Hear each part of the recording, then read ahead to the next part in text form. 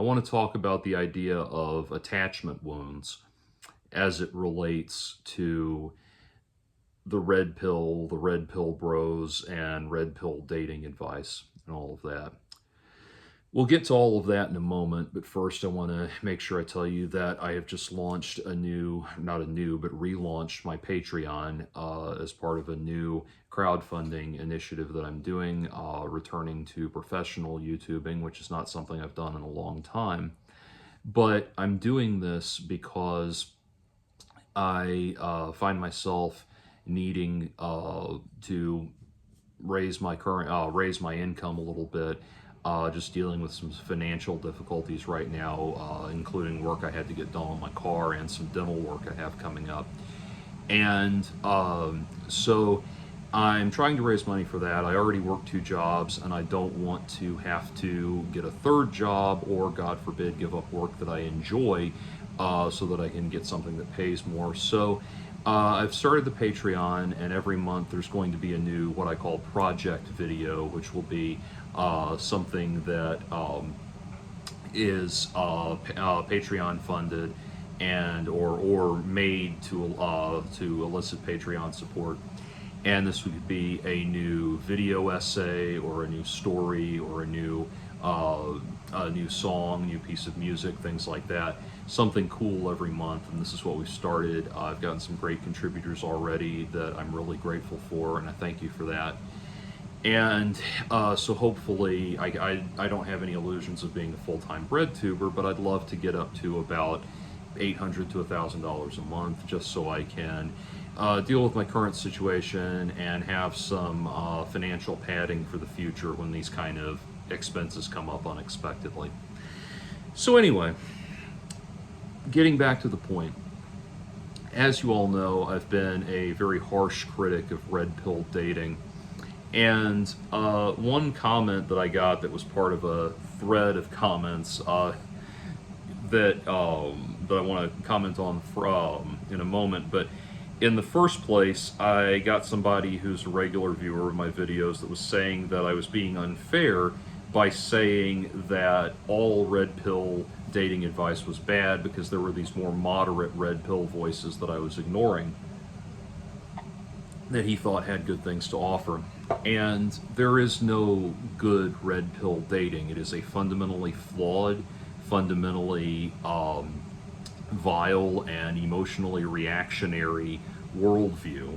It is a false worldview and a deeply cynical worldview that essentially demonizes men the same way radical feminism demonizes women the same way radical feminism demonizes men. To say that there are moderate versions of it that you think are beneficial is like saying there's a moderate amount of crystal meth that could be beneficial. It's ridiculous on its face. So, with all of that said, no, there is no useful concept of the red pill. And so different people started weighing in on that thread. One person wanted to know how long I'd been married and how many kids I had, as if that and that alone is the validation that I need to somehow prove my point. And ultimately, I've never been married and I've never had kids, but about 10 years ago, I was in a relationship that where we did get to the point of talking, well, a little less than 10 years ago, where we got to the point of talking about, we were living together and talking about what married life and kids would look like. And so I've been on the precipice of that, at the very least. But then this person, one of these random, or one of these accounts that has no screen name, so it just generates random characters for it, comes up and says, "How can you be 100% that your girlfriend or wife is loyal, will stay with you through thick and thin? Don't make me laugh, sir. Disrespecting the red pill community is not the way to change modern dating, not even modern women. You are trying to force men to date modern women, hoping that is not your intention." Well, I don't have to force men to date modern women because modern women are the only thing that exist. They're, the pre-modern women are all either dead or well outside the range of what most sane people would consider viable dating possibilities. And the next generation of women that will replace modern women are either not yet existent or too young to so young that they are outside the bounds of, again, what all sane, decent people would consider reasonable mating opportunities. So what we have is what we have to work with. What you're asking me, though, is if I'm suggesting that modern women, whether or not I think men ought to date modern women with modern values or modern social mores and that sort of thing. And here's the thing. I want to get beneath all of this, everything you just said. The crusade you're on to change modern dating, to change modern women, to this righteous path that you think you've carved out for yourself, that's not what's really going on here. That's not what you're really saying. What's really motivating you is what's contained in the first statement you made, where you asked me how I could be 1,000% that my girlfriend or wife would be loyal. How can I be sure about that? Here's something that's going to blow your mind. I can't. It is entirely possible that I could get into a relationship where I get cheated on, where I get betrayed, where my trust is betrayed. Yes, that is possible. That is entirely possible. And that possibility has existed throughout the entirety of human history, all the way back into the dark ages of arranged marriages and brides sold as property and everything else. The human capacity for infidelity goes all the way back to the origin point of human civilization. For as long as people have tried to pair bond, people, men and women, have betrayed those pair bonds at different times. And that is entirely a possibility, and that is entirely something that I might have to confront and I might have to deal with. And if I seem blasé about that or at peace with it, something that is clearly a very emotionally charged topic for you, it's because what I'm at peace with is the fact that there is risk involved in this undertaking that we call a relationship. There is risk involved, and there will always be risk involved. Life is a risk. If we were to look at the Bible, for example, the story of Adam and Eve, of the Garden of Eden, tells of a world where, or tells of man's fundamental realization that life is not certain, that the fundamental thing that makes you a human being is your awareness of the fact that life is not certain, that the world is not perfect, that you are not going to be sheltered from harm and pain in this life, that is not how this life works. That is the fundamental realization that is symbolically represented in the fall from grace. Yes, there is a lot of pain and a lot of suffering in this world and in this life, and certainly having your trust betrayed by someone to whom you've entered into a monogamous relationship, with whom you've entered into a monogamous relationship, that is certainly a form and a very real form of emotional pain that you may have to confront. And you might not have glommed on to where I'm going with this just yet, but I want you to consider a passage from the Brothers Karamazov. Now, understand, I have not read the Brothers Karamazov. I am summarizing a summary of this passage that I heard recently because I've been I recently read the book Blood Meridian by Cormac McCarthy, and like so many people, I have been deep diving into philosophy videos about Blood Meridian. It is an absolutely fascinating piece of writing, even though, as I said in my initial review, Cormac McCarthy's writing style, if you're not prepared for it, is quite frankly headache-inducing, because periods are the only grammatical mark the man will use. But anyway, so the video, I'll link the video below that provides a better, more thorough analysis of this section, but it's using a section from the Brothers Karamazov to make a point about what Cormac McCarthy's trying to say. And so in this scene, in the Brothers Karamazov, it's a scene about the Grand Inquisitor during the Spanish Inquisition, who finds out that Jesus, during the course of the Spanish Inquisition, Jesus has come back to life, has returned to Earth, and he's immediately arrested and brought before the Grand Inquisitor. And the Grand Inquisitor explains that Jesus is going to have to die because what Jesus represents fundamentally undercuts the aim of the church, which is now power. The Grand Inquisitor makes a number of very sincere and very, very compelling arguments that Jesus's concept of a personal sense of altruistic giving and fraternal love for the entire human race has not moved the needle that much. It's not made things that different. People are still fundamentally the same shitty human beings they always have been.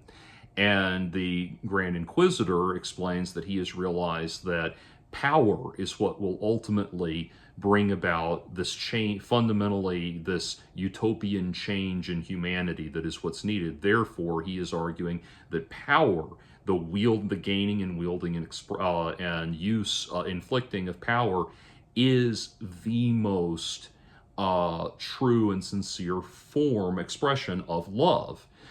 Because while Jesus's concept, humanitarian concept of love has not shifted the needle very much, has not changed much of anything in terms of how human beings carry themselves, with enough power, you could impose world peace. You could impose a utopian society. And so he's arguing that ergo, that pursuit of power is the true manifestation of love. And the Grand Inquisitor wants Jesus to respond because give him a good counter argument, because if Jesus responds with his with his debate skills and responds with his eloquence and challenges what the Grand Inquisitor is saying, the Grand Inquisitor will be proven right. He'll prove that Jesus is forced to use power and the gaining of power to accomplish his goals, thereby invalidating his premise and justifying the Grand Inquisitor, who will now be able to justify shutting out real, actual love in his heart and moving forward on his bid to gain power and dominance. And instead of responding, what Jesus does is he hugs the man, kisses him, and comforts him. And all of a sudden, the Grand Inquisitor is completely broken down to tears, because he's suddenly put back in touch with this tiny part of himself that he hasn't been able to extinguish, which is the reality of who he is, that he, at his core, he is this frightened child that just needs to be loved. And it does not change the actual circumstances that much. Once Jesus, withdraws from the exchange, the Inquisitor returns to the person that he was, and he is no longer willing to kill Jesus, but he tells him to leave and not come back. And as I read this comment I'm reminded of that. Like I said, it's only something I'm getting secondhand. I would like to read the Brothers Karamazov at some point, and probably will now that it's on my mind. But anyway, so I'm reminded of that as I read this passage, because what this person is really expressing here is that they're afraid of having their trust betrayed. They're afraid of giving their heart to somebody that's going to betray them. What they have is attachment wounds. And that's the problem with red pill dating and these red pill ideas, these reactionary traditionalist ideas that underpin the red pill movement, is that it is essentially just an excuse for you to lie to yourself. I had a very, very, very brief sojourn into this way of thinking over a decade ago. And I turned tail and ran from it as fast as I could once I saw what so many of these people were really like, and we'll get to that in a moment. But at my heart, at my core, I was hurting. And someone said, I don't remember who said this, but it just says it perfectly. A hero is someone who says, the world has hurt me, so I will work to reduce the amount of pain in the world. A villain is someone who says, the world has hurt me, so I will hurt the world back.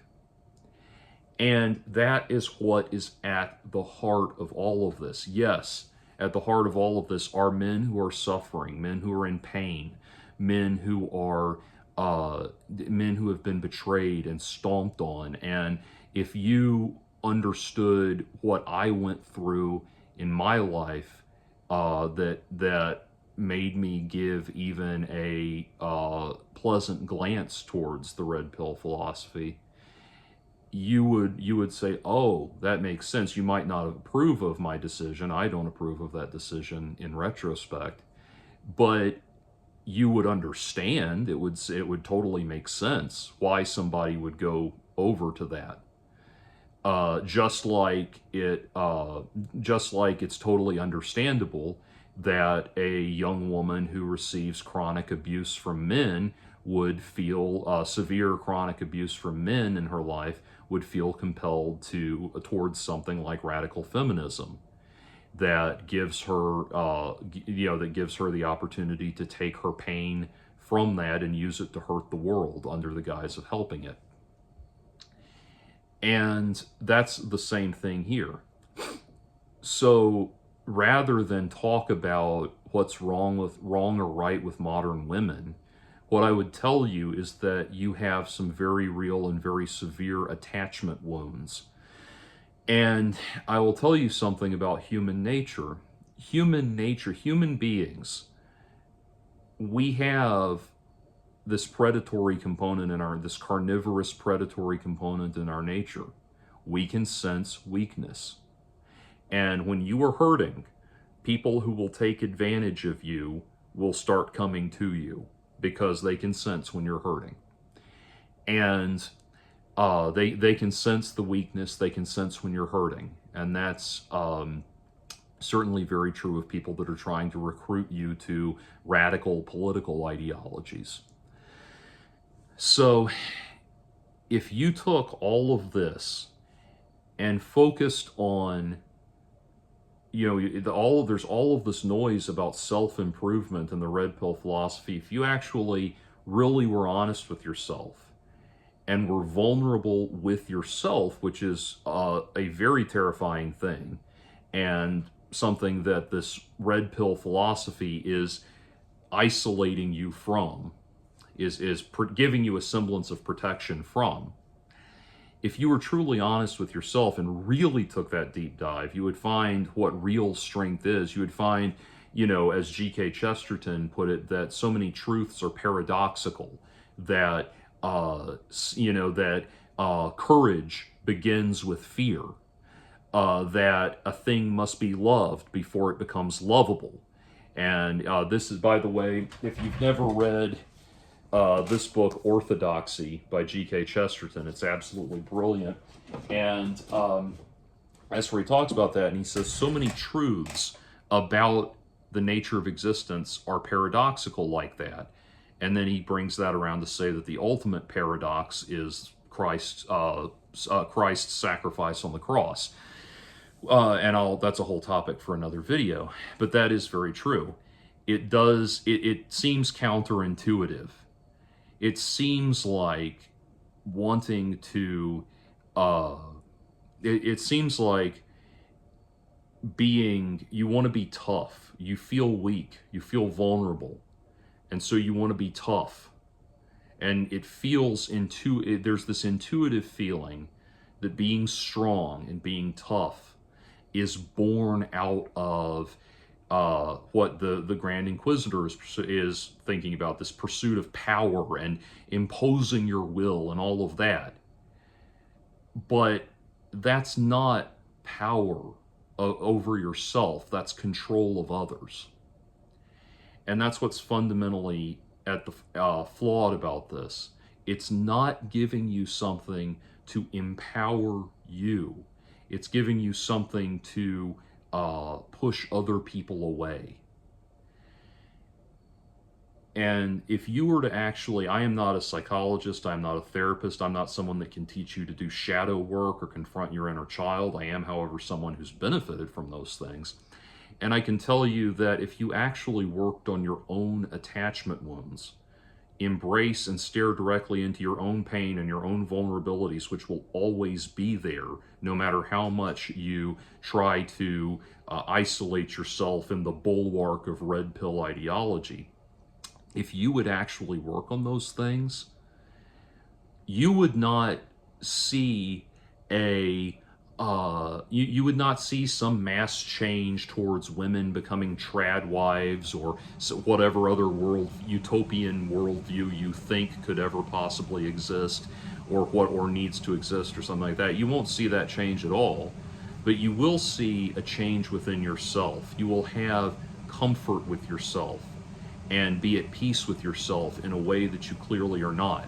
And when you find that, you will come to the realization that having that is infinitely superior to whatever material benefits you think you can accrue by embracing this horrible red pill ideology. As Christ himself put it in the Bible, what does it gain you to profit or how does it profit you to gain the world at the cost of your soul? You're deeply out of touch with your soul, and your soul is something that you get in touch with through everything that you are pushing, everything within you that you are pretending that you are using this red pill philosophy to deny exists. And building on that, I want to talk about this second comment I got on my video, Zen and First States as an alternative to red pill advice. And this guy says, someone named Rock Mistro says, stumbled upon your channel here, Jordan. I'm not sure how you'd define red pill, but I think it's fundamentally different than how I, at least, if not the majority of people who listen to red pill advice, understand it. I'll take a stab at what I think it is. Red pill is about giving up the fantasy and illusions of female nature that's been promoted by modern life, feminism in particular, and making sure you as a male are understanding the reality of sex and dating properly. It's about understanding that females in particular lie about what they actually want. The dude bro voice is entirely vocal fry, and I ran out of water. Maybe that helps. Or lie about what they actually want. There are complex reasons for this, and the answer isn't necessarily a pejorative on women. The rest of red pill is about aligning oneself with what women actually want in a mate versus what they talk about wanting. The result is no different than making oneself appropriately skilled for a job or any other task one wants to be successful at in life. I think you're missing the point entirely. The presentation talks about this, talking about the video that I was responding to. The presentation talks about how to enjoy a date with the proper mindset, but the majority of men are lonely and not even going on dates, in part because they've been lied to their entire life about what they need to do to attract women. Hint, it's not being a nice guy. And that first of all, by the way, this is something that I hear constantly when I criticize the red pill, is people like this who think that surely the only reason I don't align with their worldview must be that I somehow don't understand what the red pill is, and they proceed to tell me exactly the same thing that everybody else says. I was able, when I got as far as, here's what I think it is, I'll take a stab at what I think it is. I knew everything this guy was going to say, and he said every bit of it. And that's what's so funny. These guys, this dude, this is not what you think. That is not what you think it is. That's what you were told it is, and what you are regurgitating, like hundreds and thousands of men all over the world already are. And that's it. It really shows me how shallow your concept of all of this really is. That you seem to think that you can't entertain the idea that your philosophy is wrong, and so it just must be that the other person doesn't understand it. And we'll get more things. I'll continue to get more things like that. I'll probably get it. I'll probably get these kind of denial followed by boilerplate manosphere crap that I get all the time for this video as well. Anyway, here's the thing. I knew where this was going, and in what he was going to say, and it ended on exactly what I knew this was. What I knew this was going, where I knew this was going. The whole thing about it not being about, it's not being a nice guy. I knew that it was going to end this way, because I do already know all of this. I have seen this. I've seen in person things you've only read about on the internet. And I know how dark and dismal and disturbing this really gets, how apocalyptically dark and moribund the red pill view on dating and sex and women really is. And that it's not about being a nice guy. I know exactly where it's going. And this guy could probably squirm around and try to give some examples of what he's talking about, and all it's going to be is an increasingly obvious example after example of heinous, horrible behavior that he thinks is justifiable and acceptable because of this worldview he's adopted. Again, it's protecting you from having to confront your own attachment wounds. That's all it is.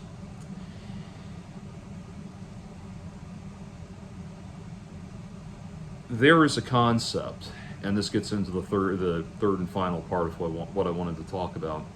There is a concept known as informally as nice guy behavior or nice guy syndrome. Therapists will talk about it. In fact, there is a book you can read about it called No More Mr. Nice Guy. And nice guy behavior is the behavior of men who think, that refers to the behavior of men who think that being nice to women entitles them to sex. They think that being nice to women results in having sex with them. And what the book argues, I'm blanking on the gentleman's name right now, but what the book argues is that nice guys create what he calls covert contracts. In other words, they create in their mind an attitude that because they were nice to this woman, they did nice things for them, they think that they are then entitled to sex and to sexual reciprocity. And there is a darkness to that, a very real darkness to it. I've talked on this channel about a man I used to know who has been stalking the same woman for almost 23 years now. And he's the perfect example of this. How he will tell you till he's blue in the face, talking about all of the nice things, nice gestures he gave to her over the years. And she even though she rebuffed his advances and hurt him by doing things like putting him in jail for stalking, things like that, he views that as her hurting him because she was not ready to accept the love that he had for her that she wanted, and all of this demented nonsense. But anyway, he thinks because he did all of these nice gestures for her, those nice gestures will pay off down the road. She will see, based on all of those nice gestures, and these nice gestures include things, by the way, like writing her over 200 letters handwritten letters, and sending them to her in less than a year. That kind, yeah, sometimes 2 or 3 letters a day, love letters constantly. All of those nice guy behaviors, he thinks she'll eventually realize that what a wonderful person he is and come back to him. And that's nice guy behavior. And it's pretty dark and it's pretty sick. And it needs to be understood for what it is. However, the thing about it is, this is where the red pill diverges. Nice guy, when they hear that attracting women is not about being a nice guy, what they think is that must mean it's about being a cad, a scumbag, a piece of shit, an abusive, manipulative piece of shit. That's what they assume that it's about. What that means. And indeed, it's understandable why they would come to that conclusion, because there are all kinds of slimy, manipulative, predatory people out there who manipulate women into doing all kinds of things, including having sex with them and stuff like that. And that's not because that's what women want. That is not what women want. They're not lying when they tell you they don't want to be treated that way. The reason that works for those guys is because they are amoral scumbags that don't care what they do to hurt other human beings to get what they want. That's what it's not because it's something about women that responds to that. It's because those guys are manipulative scum. And it's not worth becoming a narcissistic sociopath so that you can get laid. I mean, my God, truly, if you are an incel, an adult, if you're an adult male virgin that's hearing what I'm saying, or even a teenage male virgin that's hearing what I'm saying, and you think that this is what's necessary to get you laid, and that doing these kinds of heinous things to women is worth it in the end to get you laid, if you think it's worth it, I'm gonna honestly, and please understand, people, I'm saying this to make a point that people can't seem to understand when you're trying to say something in the hypothetical, but people start freaking out when I say things like this. So please understand, I'm saying this to make a point. Anyway, if that's how you are seeing things right now, I promise you, if you went and hired a prostitute and had sex with her and experienced the physical act of human sexual intercourse, you would realize very quickly, one, that it's not the big deal you were making it out to be, and two, that that's not what you were looking for at all. But again, the red pill is not about taking an honest look at yourself, no matter what they might tell you about how you need to go, do all of these all this makeover crap and all that shit and everything, and this, this kind of like, this weird, like, metrosexual butch masculine makeover thing the manosphere wants you to do and all of that. Despite all of that, it's not about taking a real hard look at yourself. It's about protecting your precious little feelings rather than confronting the reality of your own vulnerability. And anyway, all of this comes around to really back up what I'm talking about. A third person, asked me what I thought about, if I had any thoughts about Roosh V as of late. Roosh V, aside from being one of the main people whose writings were forced on me, shoved down my throat when I found myself being kind of peer pressured into looking into this stuff. Roosh V was very quickly shoved down my throat. Not only that, but he and his followers were very quick to start harassing me online when I started speaking out against him. And I didn't have to do very much to speak out against Roosh. All I had to say, and I stand by it, was that I don't believe that there's any truth to the claims Roosh makes about his sexual conquests with women. If you don't know who Roosh V was, he was this person who started out as a pickup artist and then became a major player in the manosphere as that started evolving out of the pickup artist community. And he would write these, what he called bang guides, where he would fly around the world to different countries, and according to these books, he would have sex with the local women and write up reports on what it was like trying to bed them, and these things explaining to men how supposedly to get the women of different countries into bed. And he wrote dozens of these bang guides that were all continuations of an initial book he wrote called Bang. And some of them are the size, some of them are maybe 50 to 100 pages. None of them are that long, and a few of them are even down to the size of like pamphlets. I mean, there's not. It really was a very a very sad but sadly successful grift that he had going for a while. Anyway, all I had to say to piss off him and his supporters is something that I continue to stand by, which is I have no reason to think that any of the things said in those books are true. I wouldn't be surprised if some of it was, but I don't have any reason to believe this is true. Everything about Roosh V was completely, heinously, and aggressively repulsive. Everything about his attitude, his personal demeanor, his worldview, his way of interacting with people, his very uncomfortable, wide-eyed Charles Manson style facial expression, everything was horrible. He was an aggressively cruel, horrible human being that was deeply off-putting. There's absolutely no woman that has ever come forward to say that she was in a relationship with him, or that she enjoyed being in a relationship with him, or even liked his company.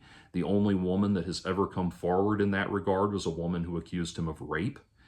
And not only that, his descriptions of the sexual encounters in his books contained such graphic depictions of what was obviously sexual assault that he started getting barred from entry in countries. Local vigilante groups started putting out bounties on him, and bars started circulating his image to make sure he couldn't come in. His books contain things like walking behind women and watching the way they were walking to make sure that they were drunk enough to hit on. Talking about deliberately having sex with women that he knew were too drunk to give consent, holding a woman down and forcing himself on her while she was trying to get away, forcing himself on women who are actively saying no, and a lot of other things. And like I said, the very best, the most generous thing I can say, the fairest, most generous thing I can say, is to say that I think that's all bullshit. Because, I mean, you can only write signed, sealed descriptions of rapes and sexual assaults, true rapes and sexual assaults, for so long before some of these people come forward and say that they were the ones that you did this to. It was a disturbing, horrifying mindset that he advocated that was consuming so many men. And he reached the apex of his infamy, if you will, when he started first he published an article on his blog saying that he wanted women to be made the legal property of men, that women would have all of their decisions made for them by men and be the legal property of men, including who the woman would and would not have sex with. Then he made a video, I'm sorry, an article on his blog calling for rape to be made legal. And he tried, after that exploded in controversy, he cheekishly tried to make the case that that it would somehow actually stop rape. Um, Really, it wouldn't. But anyway, his I don't want to articulate his argument too much. I don't want to get into it too much. But he tried to walk back the seriousness of it. Tried to say that that he was not being serious with it. And that ultimately fell on deaf ears, as it should. As you know, anyone who has read the man's heinous writings should be well aware of how vile his writing is. But he still stood behind the essay about women being made the legal property of men, up to and including a man having the legal right to decide who a woman would and would not have sex with. If a man has if he wants to give the legal right if he wants to give men the legal right to determine a woman's consent above and beyond what she wants, how is that different from making rape legal?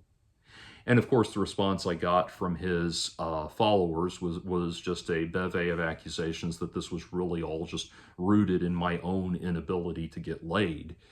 And to which my response is, if that's what it takes to get laid, I don't want it. I now, don't get me wrong, I know it's not. I've been in enough relationships and had enough sex with women to know that it's not. I'm not going to give you a whole litany of stories about my dating life because it's none of your goddamn business and I have nothing to prove. But I know for a fact that that's not how it works, and that real, honest relationships can develop out of being a kind-hearted and sincere person. And these guys don't understand the difference between not being a nice guy and being a sincere, warm, kind-hearted person. No, not everybody's going to fall at your feet and want to blow you if you're a sincere, kind-hearted, decent person. But it is what you have to be if you want to form a real connection with somebody, with an actual person. And I have been down that road enough times to know that that is true and that I'm right about that. Now, it's interesting. I had a number of Roosh's writings shoved down my throat by people that were very aggressively trying to argue his worldview. And, you know, if you want an idea of what kind of person Roosh was, you should know that he started something called the International Fat Shaming Movement. And one of the things he wanted men to do was start taking pictures of women and posting them online so that men could make fun of these women and trash them and harass them and tell them how ugly they were and that sort of thing. And when I tell that story, people have assumed that I meant he was talking about taking pictures that women have posted online, repost them somewhere else, and repost them somewhere else for men to comment on and make fun of privately or separately from the woman themselves. No, specifically what he was talking about doing and what was involved in that was taking, when I say taking pictures, I mean taking your own pictures with your device of women that you see out in public that you think ought to be shamed into losing weight, and posting them online for other men to go harass those women and terrorize them. That is the kind of person that Roosh V was. There was a woman who was rightly concerned about him coming into a country that he was going to visit and the things he wanted to do to the local women. And Roosh posted online for his followers to contact child services in that country and try to get that woman's child taken away from her. That's the kind of person that he was. I remember watching one of his videos where he was responding to, you know, the people of, I don't know, Uzbekistan or Romania or Guadalajara or whatever country he had flown to have sex with a bunch of women, and he'd written all these nasty things about what the women were like there, and he's sitting there saying something to the effect of like, "Look, don't put it on me. You need to teach your women how to fuck better," and all of this stuff. And then of course we have Roosh V vanishes from the world, and Andrew Tate replaces him. And it continues.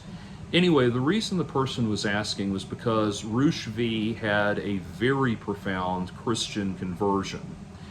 I was suspicious of how sincere that Christian conversion was because it happened after the banks that he was doing business with shut down his accounts and returned all of his money to him. PayPal and other online payments services stopped doing business with him, and domain hosting sites began refusing to host his domains because he had gotten his beliefs and his behaviors had gotten so incredibly abhorrent that people no longer wanted him using their services even.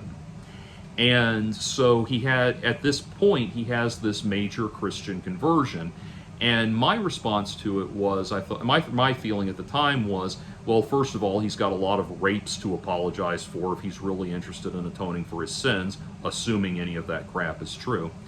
And then the other thing is, it's just too convenient. His big source of income is taken away from him. He can't make money. He literally, like, financial institutions won't let him use their services anymore. He's got to come up with some new grift, and so he decides he's a born-again Christian, and he's going to do this. I rolled my eyes. I didn't believe it at all. What I came to find out later was that Roosh had lost his sister around this time, and I read he published or put online what he read, the eulogy that he read at her funeral. And this was a man who had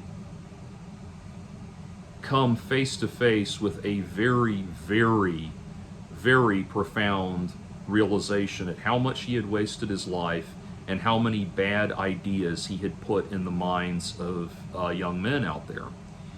And so, again, obviously I'm not going to give him any money or anything like that, but I gave him a little bit of a listen in light of these changing beliefs that he was having. Now, Roosh committed to the Russian Orthodox Church outside of Russia, which is or Rokor as it's referred to, which is just about the most extreme, strict, masochistic form of Christianity you can practice in the modern world. It makes the most conservative Catholic you can think of go, damn, dude, lighten up.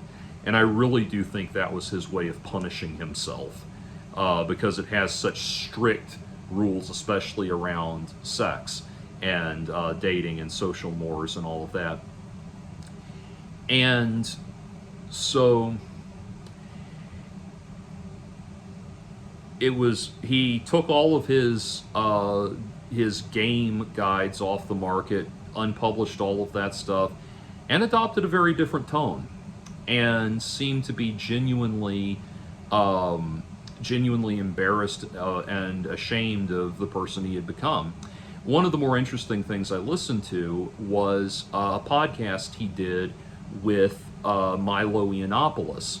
And I thought it was so interesting because Milo and Roosh had both had very profound, they had both become very profoundly committed to different branches of the Christian faith.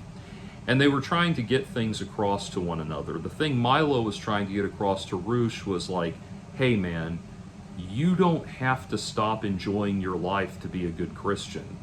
Like, you can still have fun, you can still be happy, you can still rejoice, you don't have to give up on, you don't have to beat the hell out of yourself to be a Christian, which is true. And Roosh was trying to get something interesting across to Milo, which was that, Milo, as a Christian, was still going out there on Twitter and harassing people and antagonizing them and insulting them and picking fights and all of that. But he was trying to say, oh, well, it's in the pursuit of a higher cause. And Roosh said, no, That's not good, Milo. Essentially paraphrasing, but that's not good. You should not, and he said, you should not have to commit one sin to do God's work. God doesn't need you committing sins to do his will. And he was really taking Milo to task for harassing people online, and I was impressed by that.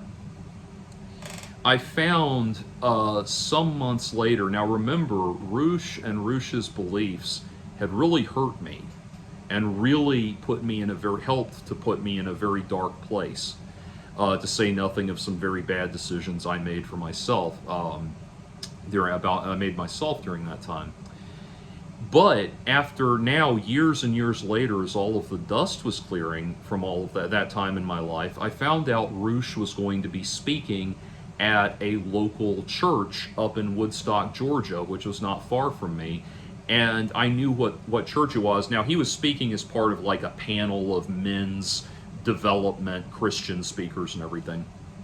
And but I knew what church it was, so I emailed Roosh and said directly, and I said, this is my only direct interaction with him I've ever had.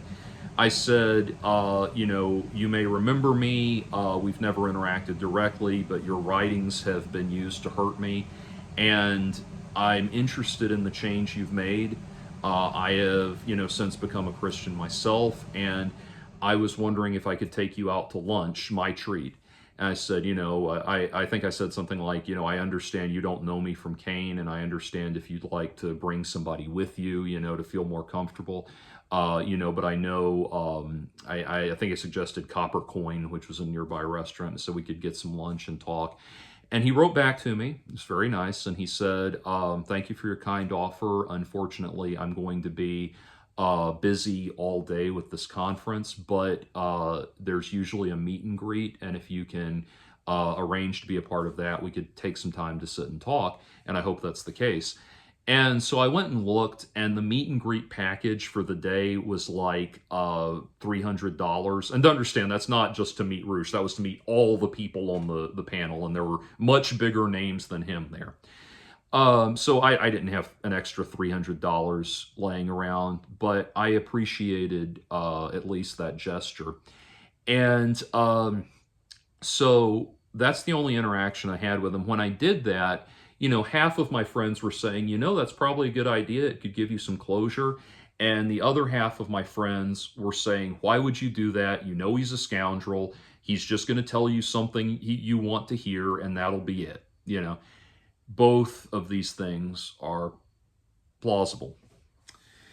But through it all, and through this massive amount of regret that Roosh had, and Roosh is really like one of the darkest, most insidious manifestations of red pill philosophy that there is, short of Andrew Tate himself. Through it all, I thought about something, and I happened to still have this one as this book as a PDF. It's not, like I said, some of these are pamphlet length. This is like 30 pages. It's one of Roosh's guides called Compliment and Cuddle. Let's see, give the actual name. Compliment and Cuddle. I think it's the beta guide to game or something like that. But it's making fun of. This was something he wrote over a decade ago to make fun of men who want actual connection with women. He was very much of the belief that that was some kind of illusion and impossible, and that the only way to get with women was this bastard behavior that he had cobbled up and everything and all of that. And so he's writing this. Remember, as I read what I'm about to read to you, he's writing this to make fun of men who want this from women. And it begins, introduction. In May of 2010, I realized that I can't do the dude voice for all of this, obviously. In May of 2010, I realized I had serious problems when I banged yet another girl only 2 hours after meeting her. A life of casual sex was making me a mere shell of a man, increasingly incapable of real human emotions like caring, empathy, and, most importantly, true love. I had become nothing more than a machine for thrusting its hips into women of varying shapes, sizes, and colors, a mindless animal driven solely by the prospect of sexual adventures. It was time to make a big change. For the next month, I thought back to my college days when 3 lovely girls let me be their friends.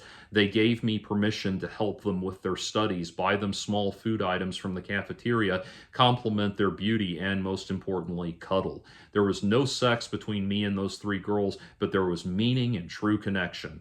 They told me about all their desires, their ambitious career goals, their life problems, and the men they were dating who treated them like trash. Looking back, the relationships I had with those strong women brought me within an inch of happiness bliss, yet I let it go to fuck dozens and dozens of women with nothing to show for it but stories of wild sex and STD scares.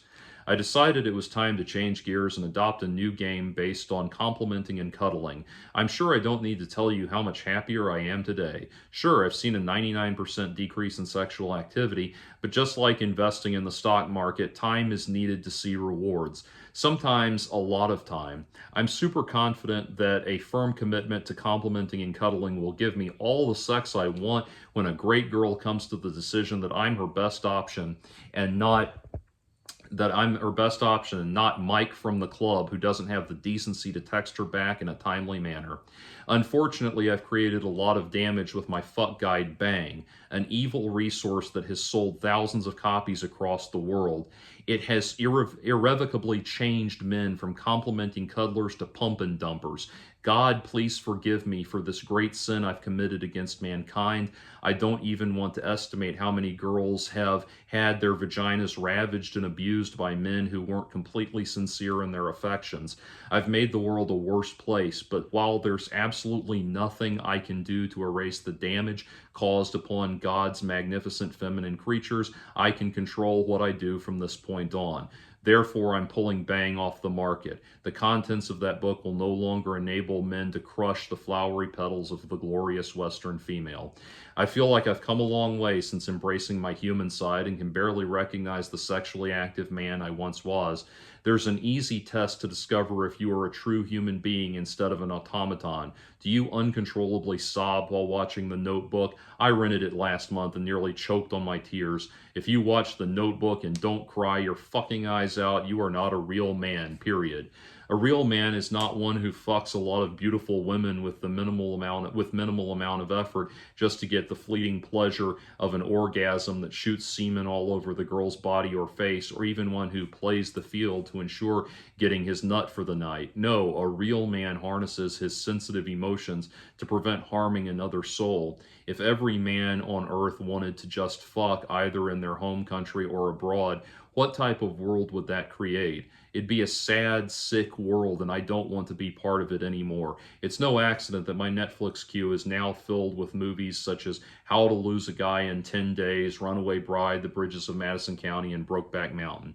Different man, different movie interests. And it goes on from there. But stop and think about something. You who are lecturing me about the red pill stuff. Stop and think about something. Everything in that introduction that I just read, that Roosh is making fun of, that he's making fun of men for wanting, all of that became the realization that he ultimately came around to. That belief, all of those beliefs, are the beliefs that he now sincerely advocates. Or at least he did, because, and this is what makes me believe that he is at least sincere, somewhat sincere, long after he stopped being able to make money at this, he finally packed up his public persona altogether and disappeared with a final goodbye, saying he had a job that was taking him away from all of this, the internet life, and he wanted it in public life and all of that, and he was done with it now and forever. But before that, he turned tail. He did a 180-degree turn, fell on his sword, and admitted that that was the correct way to, that worldview that he was making fun of there is the morally correct worldview. The sincere version of what he's making fun of there is the morally correct worldview. He came around to that at tremendous personal cost. So if you're going to learn anything from a red pill guru like Roosh, learn that realization without having to go through the heinous psychodrama of their lives to get to that point. Even Neil Strauss, who is arguably the most genteel, pleasant, and likable of the pickup artist guys, the author of The Game, ultimately wrote a book called The Truth, where he outed himself as a sex addict and explained that so much of his desires were motivated by personal demons, and it really exposed the reality of who he was. Again, you can go ahead and learn those lessons now, or you can go down these very dark roads that these guys have gone down that invariably end with either them becoming loathsome human beings that are professional loathsome human beings, or realizing that the very thing they've been mocking is what they needed to be all the time, all along. But in closing, I want to bring one final thing to your attention. This comment about the three, if you've read Roosh's writings from this time, that comment about the three girls he was friends with in college and how he brought them little food items or listened to them and cuddled with them and all of that, thinking it would get him sex. That is something he's talked about a lot, that he was that person. And you know what that is? That is nice guy behavior.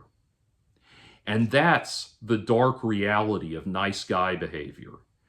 What he was doing there, bringing them snacks and helping them with their studies, all of that, hoping that it would result in him getting laid, that's creating covert contracts. That's nice guy behavior. And it's a dark, villainous, vile thing. And look where he went when he finally got enraged by not being able to get laid that way. He turned into this brutal, inhuman monster of a sexual predator and a manipulator, or at least that's what he claimed he became, to get laid. This vile, villainous creature was what came out of him, because that's what he was. That's what was underlying all of those insincere attempts to get laid by doing nice things for women. That's the reality of what was going on underneath him. And that's what the manosphere doesn't get. You talk about it not being about being a nice guy. You're the biggest nice guys there are out there.